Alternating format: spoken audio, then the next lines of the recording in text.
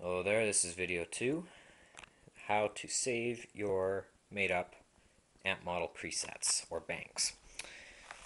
So, you gotta remember that when making up your own preset or bank, you gotta make sure that you play around a lot with the factory models and a bunch of that stuff before you go saving anything, because you might like one tone more than the other.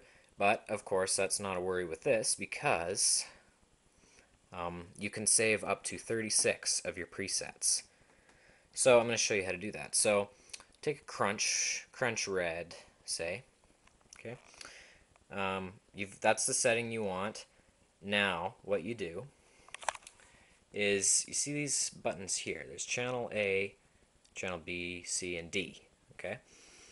Now, to save your preset, you're on crunch red. Okay, so you want to save that preset along with, say, maybe a little bit of phaser and maybe some sweep echo.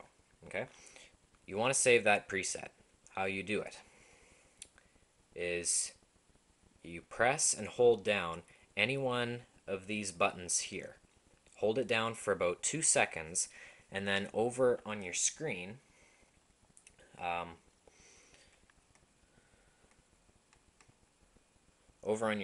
here, then you'll have letters, just like that, except underneath of it there'll be a line. I don't want to save that preset right now because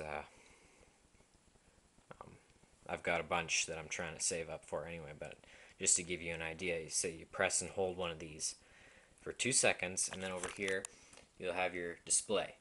So then what happens is there'll be a tiny line underneath the first letter.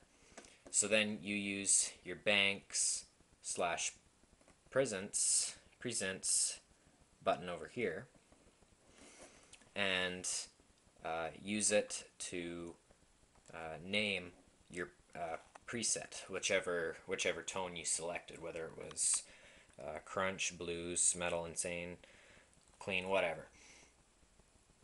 Figure out a name. You can add either characters or from the alphabet, or numbers, depending on what you want to call it. That's up to you. And then press the one that you switched over here. Press that same one again. It'll be flashing, just so you know. It'll flash. Press the flashing one again, and your preset will be saved. And you can save up to 36 of them, I think.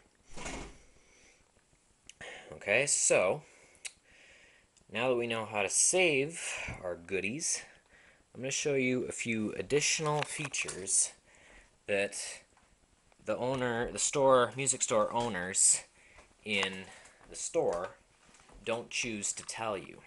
They'd rather you buy it and take it home and then figure all that stuff out later. Well, I don't like that. See, I like to give people the best information possible so they can make the best choice. So, say you like metal, okay? You're on the Insane channel, right? You got lots of distortion there. Metal green is actually the most powerful there is on this amp, without already choosing the factory presets. To get more boost, or drive, or distortion, or whatever, this is your drive switch here, okay? So, because your drive switch is already up all the way, right? That's how you like it, but you want a little bit more. Well, here's how you do it. Turn it back so it's just past 12 o'clock, okay? So then what you do, press and hold that blinking tap button there. Press and hold that and turn your drive up past 12 o'clock.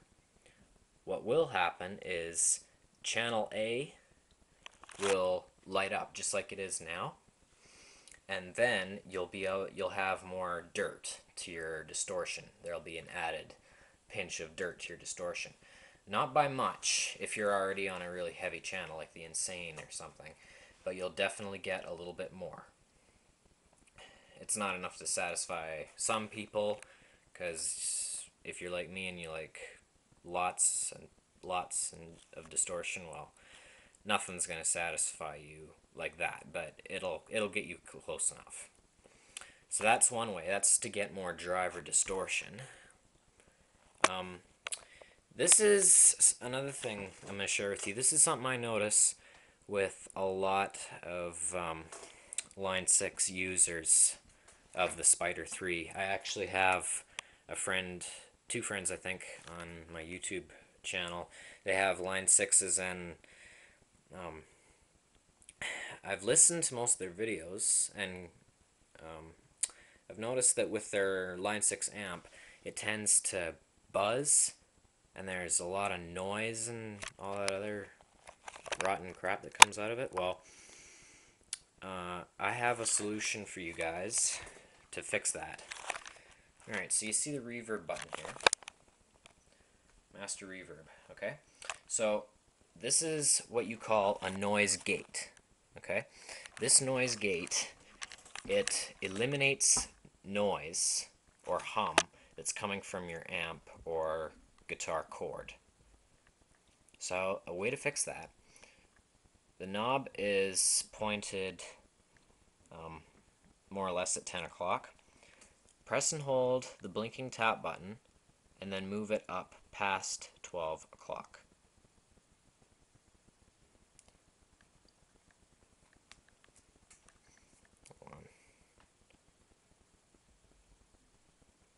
There.